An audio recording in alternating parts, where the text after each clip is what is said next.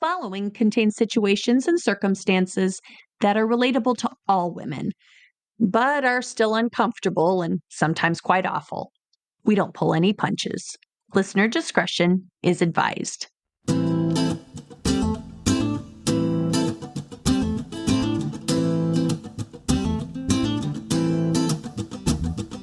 Life's a foolish game. Do you ever feel the same? Well, maybe we could change. Turn the ship another way. Feel it in the darkness. We're sailing right into those jagged cliffs. Yeah. Some say we've always been insane. Hey, life's a foolish game. Life's a foolish game.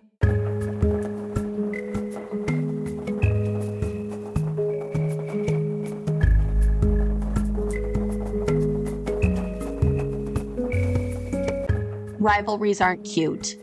When a friend betrays you, someone you love and trust with all your heart, those wounds can cut to the bone.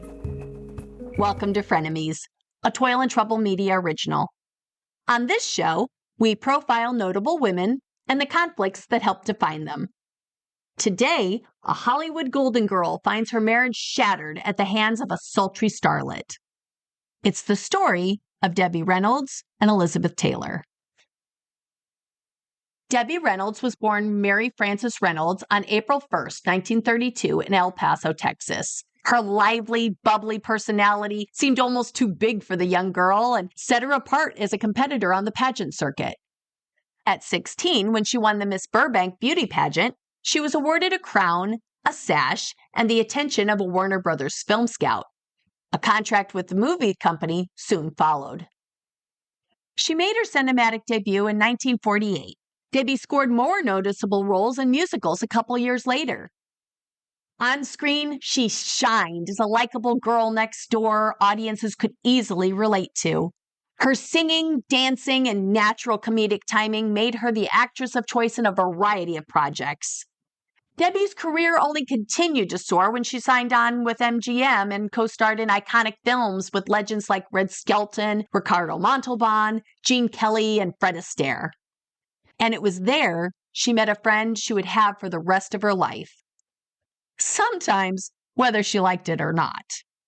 Elizabeth Taylor. Still teens, both were students at the company's school. Debbie could hardly believe she was attending math and English classes with the legendary child star. Other young actors might have pretended something like this was no big deal, but she was sure those people were either lying or blind. In spite of their differing personalities, the two became close friends. While they may not have been typical teenagers, between them, they were just classmates that had the same after-school job. The two girls shared lunch in the studio canteen, double dates, and other typical off-screen adventures. To Debbie, Liz was the cool girl. She couldn't help but be impressed by her maturity and sophistication. But that's because she was. Elizabeth Rosemont Taylor was born on February 27, 1932 in London. Right away, her parents, American art dealers, were astonished by her natural beauty. She had nearly violet eyes and long, lush eyelashes. They raised their daughter with a love of art and creativity and enrolled Liz in dancing classes when she was 3. The child took to it as naturally as breathing, eventually performing at a recital for Princesses Elizabeth and Margaret. Can you imagine her parents' reaction? I bet they didn't shut up for weeks. After World War II broke out, the Taylors returned to the United States. Not long after settling into a new life in Los Angeles, friends suggested they take Liz to a screen test. The producers were just as enchanted by the girl as her parents. The Taylors signed her to a contract with Universal Studios, and she made her screen debut in There's One Born Every Minute. Iconic films like Lassie Come Home and The White Cliffs of Dover followed. But her breakout role came in 1944 as a plucky young heroine of National Velvet, a role Taylor spent 4 months working to get. The film was a huge hit that pulled in more than $4 million, an unheard of amount of money at the time, and made the 12-year-old actress a star. but it came at a cost. Liz later claimed, quote, "I stopped being a child the minute I started working in pictures." The acclaimed film also starred Mickey Rooney, then 24 and already a notorious man whore. Given the nature of filmmaking, it wasn't surprising for the actors to have grown close while on set, but Rooney's wife, Betty Jane, then pregnant with their second child, was completely unprepared when she walked into his dressing room in June of 1946. According to a close friend, Betty Jane discovered Elizabeth in an intimate position with Rooney, performing acts that weren't exactly covered in the script. The revelation triggered a maelstrom, according to Pam McLenathan, a trusted friend who disclosed the affair to authors working on Rooney's biography. Betty Jane didn't hesitate. She secured a cutthroat divorce attorney and obtained a hefty settlement. But it was small consolation. She didn't want a payout, just a faithful, non-predatory husband. Sometimes it just doesn't work out that way. Sadly, this was not the only time Liz was rumored to have been found in a similar position. Some allege Taylor was just 11 years old when she was taught by her close friend and openly gay British actor Roddy McDowall how to satisfy men without sleeping with them. But I have trouble accepting many details about the story, mainly the idea that an 11-year-old could count any non-related man as a close personal friend, much less close enough to tutor said girl in her own personal TED Talk. And it's cringy to even entertain the notion that a child at her age could be held responsible for any sexual expression like this without any consideration for what the child had been previously subjected to. Plus, the fact that all of this was discussed for years off the record, with zero mention of either her parents or law enforcement being notified, makes me suspect that this might not have been the entire story. And since most of the sources died without confirming anything, the tale can't really be considered more than lore. In any case, amidst the glare of the spotlight, Liz showed she was more than adept at handling celebrities' tricky terrain. Even more impressive was the fact that, unlike so many child stars before and after her, our girl made a flawless shift to more adult roles. The transition to mature roles can be sticky, particularly for female performers. It's easy for an audience to become familiar with an artist performing in one kind of role. They know what they see and accept it categorically. In many ways, it's a typecast that creeps closer with every passing year. Many times, the only way for women to shed innocent, juvenile roles is to whore out and take on a role so hypersexualized that it shocks the audience into accepting it. It sucks. But as we know now, it wasn't the most predatory part of Hollywood either. While Liz was creating her image as a fully matured starlet, Debbie was gaining more fans and more attention on films and overseas, where she entertained American troops during the Korean War. It was there that she first met the man she believed was the love of her life, a hot young crooner named Eddie Fisher. Even then, Eddie was working hard to surpass Rooney's accomplishments in the field of womanizing. Behind the scenes, the teen idol was already known as a ladies' man, having seduced a long line of starlets, including Zsa Zsa Gabor, Edith Piaf, and Joan Crawford. In his early 20s, Eddie's crooning tenor voice made him one of the most successful recording artists of the early 1950s. At one point, he had more hits than the Beatles and Elvis combined, with 17 songs on the top 10 charts, including Thinking of You, Lady of Spain, and Oh My Papa. The duo fell madly in love and made no attempt to hide it. Eddie would introduce Debbie on stage as my princess and worship the ground she walked on. Debbie's eyes lit up in Eddie's mere presence, and she found it hard to think of anything else. When Eddie proposed, Debbie was over the moon, but one of her co-stars advised her to keep her feet on the ground. Friend Frank Sinatra warned her against walking down the aisle with the singer, giving her advice she would never forget. "Don't marry Eddie," he said, "not a singer." "We're not faithful. It's ridiculous for you to take this on," he said. It was a memorable exchange and one she rejected. She thought Sinatra's caution sounded absolutely ridiculous and told him as much. She loved Eddie. She thought he was adorable. Her mother did too. Just did she really need to know? But Sinatra knew what he was talking about. As a producer myself, I can attest to that one of the many reasons theatrics require so many scripts, directors, and retakes is the fact that on top of all of this, some performers still can't keep it in their pants. Take the experiences of our girl Liz. When she was 15, she made the movie A Date with Judy with Robert Stack, another coworker who allegedly became her lover. Then at the age of 16, she was pursued by wealthy wackadoodle Howard Hughes, who offered to pay $1 million dowry and set her up with her own film studio if she would marry him. Her parents rejected the offer from the tycoon, 27 years her senior, but Liz reportedly found it funny. MGM may not have been so crazy about it either, but probably not for the reason you would think. Hughes went around the studio when he approached her, a major no-no.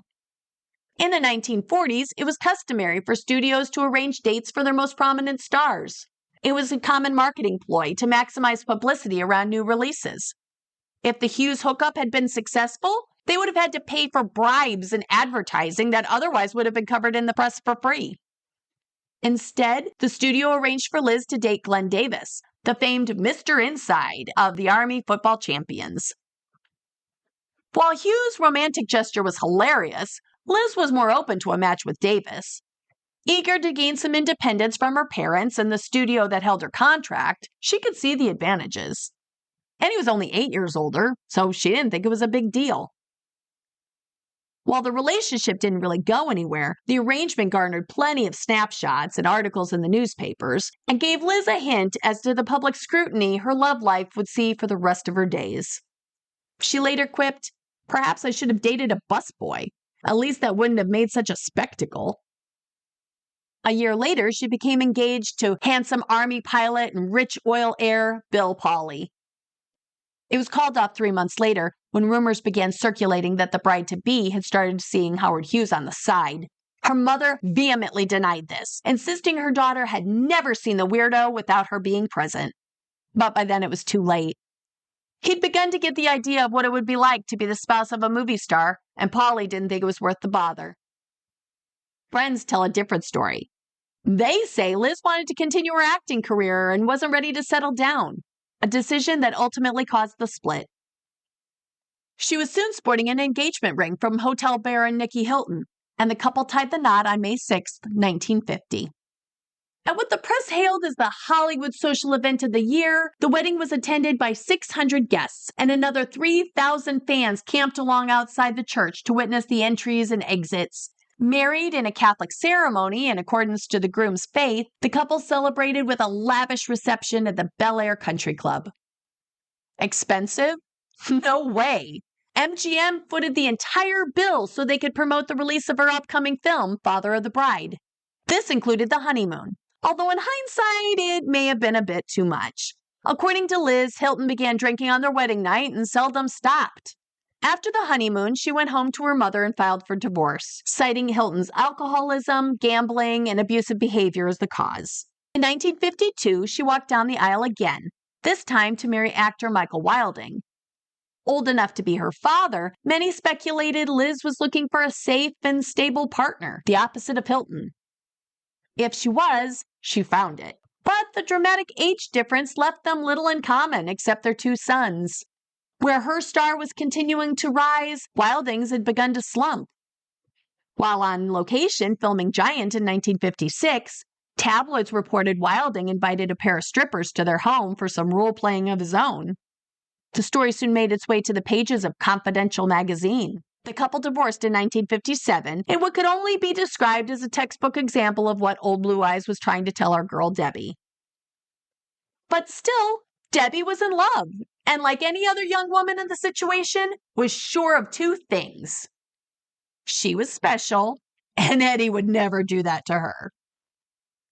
Well, it sounded good, right? So blowing off Frank and his best intentions, she took the plunge, marrying Eddie on September 26, 1955. The union was celebrated by fans and the media alike. Smiling pictures of America's sweethearts graced the front of magazines across the country as the public imagined their charmed life as the perfect Hollywood couple. Privately, perfect was the last thing the union was. Eddie reminded her of it constantly. He kept telling her he didn't think she was funny. She wasn't a good cook. She didn't make good gefilte fish or good chopped liver. She wasn't good in bed either. He made her feel as if he got the wrong end of the stick, as if she somehow deceived him. After all, she practically hit the lottery when she married the famous, handsome, and multi-talented Eddie Fisher. What did he get? Just a girl next door with a little turned-up nose. It took her a while to realize that it was she who'd been deceived. All he really wanted was someone to play the part of a happy wife, a pretty girl, someone who could give him pretty children. And he meant it too. The children, he said, better have your nose. While Eddie's behavior wasn't exactly what she expected, Debbie was sure things would work themselves out and turned her attention to the only real outlet that had never let her down. She continued to work, starring in the movie Tammy and the Bachelor, while earning commercial success for its title song as well. By 1957, the song hit the top of the charts and the film was well on its way. Still, neither were celebrated in the Fisher household. Eddie was the one that was supposed to have the hit singles. And she became a mother. Daughter Carrie was born, and soon after, son Todd. But not even giving birth to his baby seemed to satisfy him. While there was no mention of Eddie being disappointed by either of their noses, Debbie said that by the time Carrie was 6 months old, Eddie was never home. When he was, he seemed to ignore her. But she pushed on, figuring that every marriage has its difficulties and perhaps even telling herself to be patient, that Eddie just needed time to adjust. Sure, there were some bumps in the road, but with time they could make it work. Just like their friends Liz and Todd. By the time she was 25, Liz had 2 failed marriages and was in no doubt worried about a future in a convent. All that changed when she met Mike Todd. The film and stage super producer swept her off her feet, and they were married 2 days after her second divorce was final. I mean, why wait? 23 years her senior, Liz felt like she finally found the love of her life. She later wrote, "He had a joy, a relish about being alive, a vitality that was so contagious. He was a fabulous con artist, could con the gold right out of your teeth, but was terribly, gregaciously generous." The rest of Liz's camp loved him too. During their ceremony, Eddie stood in as Todd's best man, and Debbie was Liz's matron of honor. The couples were inseparable, frequently photographed together at premieres and hotspots around Tinseltown. They were so close, Debbie and Eddie named their son after him. But nearly 4 weeks after the birth of his namesake, tragedy struck. Todd was killed when the private plane he was traveling aboard, dubbed the Lucky Liz, crashed in New Mexico. Elizabeth was devastated. Her knight, her savior, her stability were once again ripped away from her. It was all she could do to breathe. When Debbie and Eddie learned the news, the couple stepped in to support their friend. Debbie volunteered to look after the kids, and Eddie went to look after Liz. At the time, Debbie didn't think another thing of it. After all, they were friends. Friends look out for each other. She wrote, "He went with my blessing. The 4 of us were so close, I was sure he could comfort her." She was even glad Eddie took time away from his busy schedule to show her compassion. He had always been the greatest when it came to supporting her, so she was encouraged by what she saw as Eddie's extra effort to support Liz, selflessly trying to fill a terrible void for their friend. He filled the void all right. What started as a wellness check in time turned to a full-blown affair. Debbie remained in the dark about their growing romantic relationship, ignoring all the signs that in hindsight had been right in front of her the whole time. The little hints published in newspapers, the whispers of friends at parties and events, until one night when he was away working, she grew lonely and decided to call a friend she knew would understand, her buddy Liz. Aware she was staying in New York, Debbie placed a call to her hotel room. Only Elizabeth didn't answer the phone. Eddie did. Debbie was stunned. Was this really happening? Still processing the situation, she heard Liz's voice in the background, asking who was calling. They were still in bed together. In seconds, everything was over. The facade of her marriage, her faith, her trust, and her friendship. Debbie lost it. She yelled at him, "Roll over, darling, and let me speak to Elizabeth." Still taking in the surreal moment, new realities started to flood her mind. Ugly realities. Suddenly, many previously unrelated things started clicking into place. Things like Eddie's time away, his supposed concern for Liz, the rumors, the whispers, the unescapable knowledge that almost everyone saw it but her. She recalled going to a dinner party, just one of countless others she was forced to attend alone. She remembered hearing people whisper, "Does she know?" She wondered what they were whispering about at the time, but no one would tell her. They just dodged the question and changed the subject. But now she knew. She was a mockery, the butt of the jokes. Instead of chastising herself for being the last one to know, Debbie cut herself some slack. She had been duped for a long time, but that wasn't her fault. She didn't do anything wrong or cause the situation to happen. All she could do was face it. All she could do was hang up the phone and let him come home to discuss it. Eddie did rush home. Not to apologize, but to tell her their marriage was over. A month after Todd's death, he looked her in the eye and said, "I'm sorry. Elizabeth and I are in love, and I want a divorce."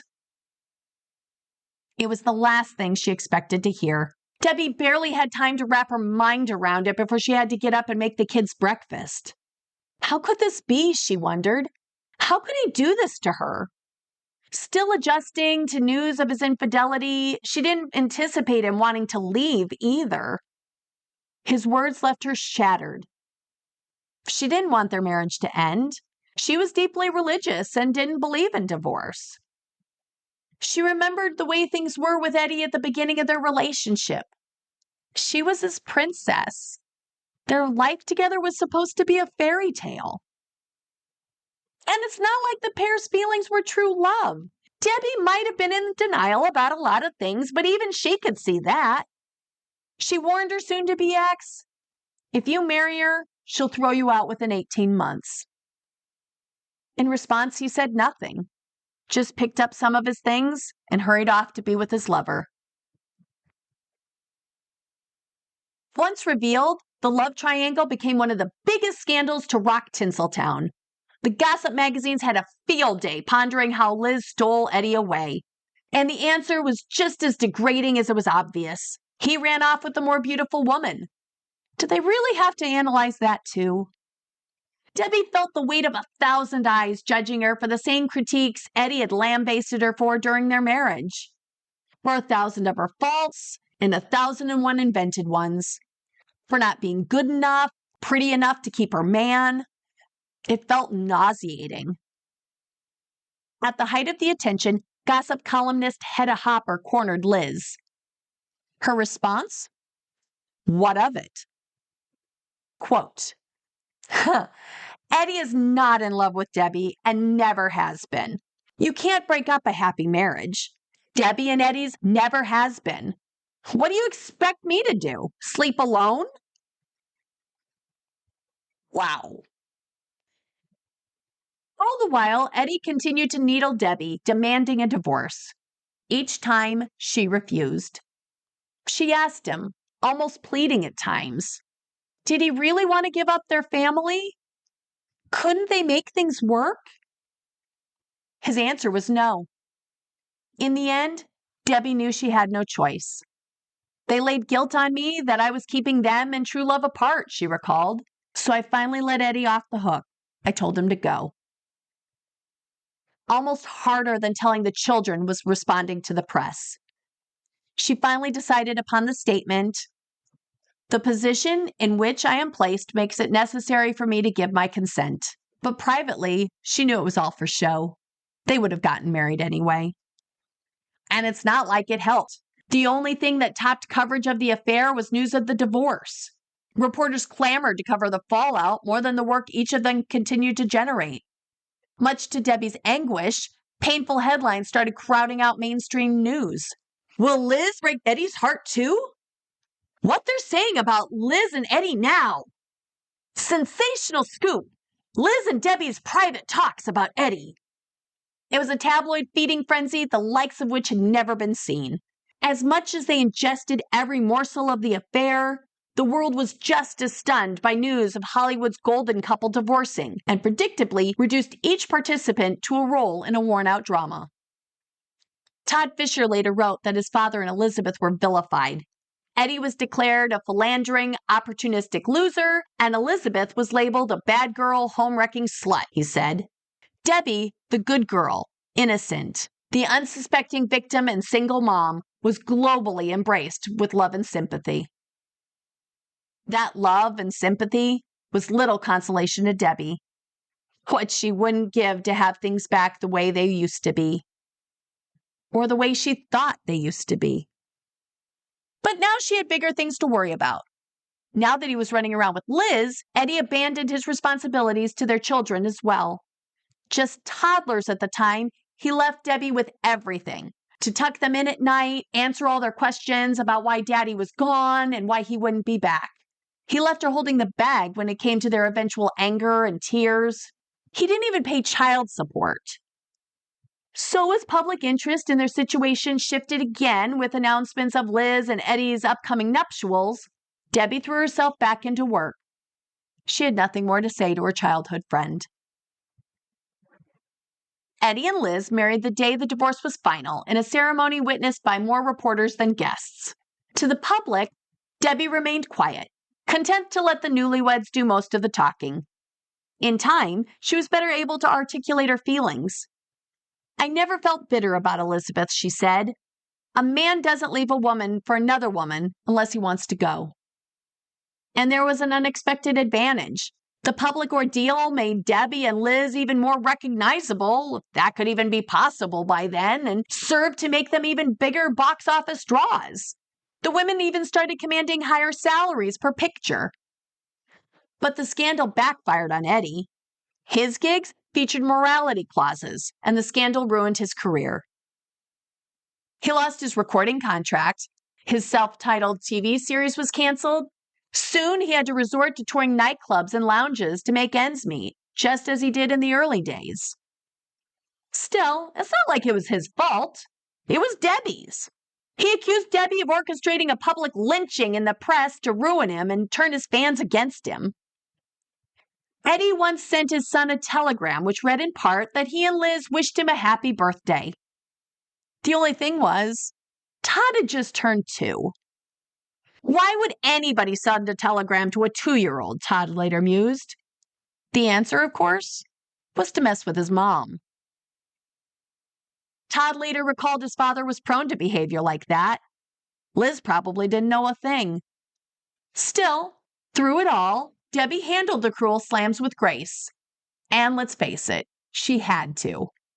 Friends commented on her bravery, never allowing herself to feel defeated or broken. That was the Miss Texas in Debbie, they said. She had tenacity. But her children still needed a father. So when shoe mogul Harry Carl came calling, she answered. He was older, a millionaire, and reminded her a lot of her father. The couple married in 1960. With his own career in shambles, Eddie changed tactics and decided to focus on furthering Elizabeth's instead.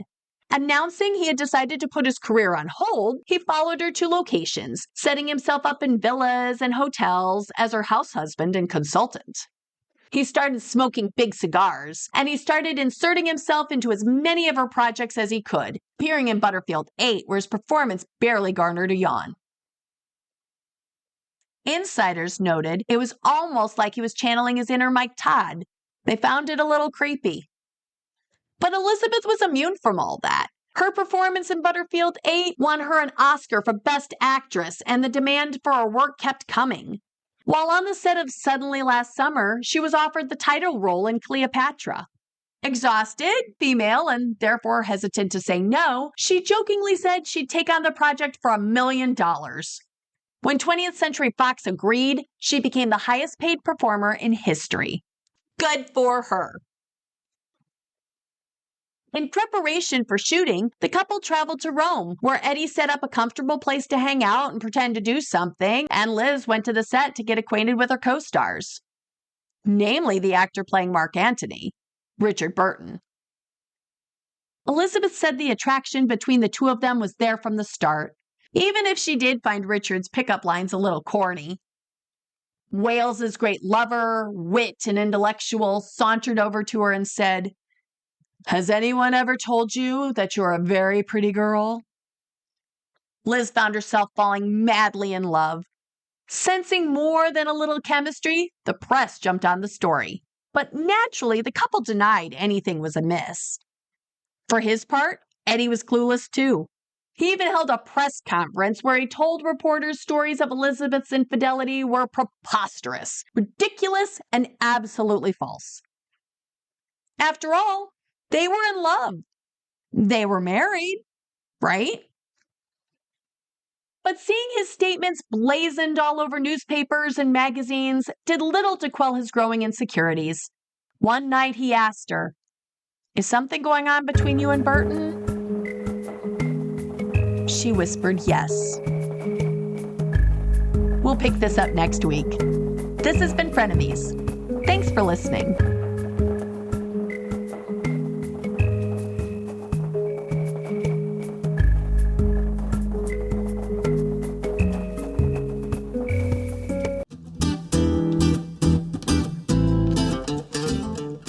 Frenemies is an original production of Toil and Trouble Media. Executive produced by Jennifer Beck.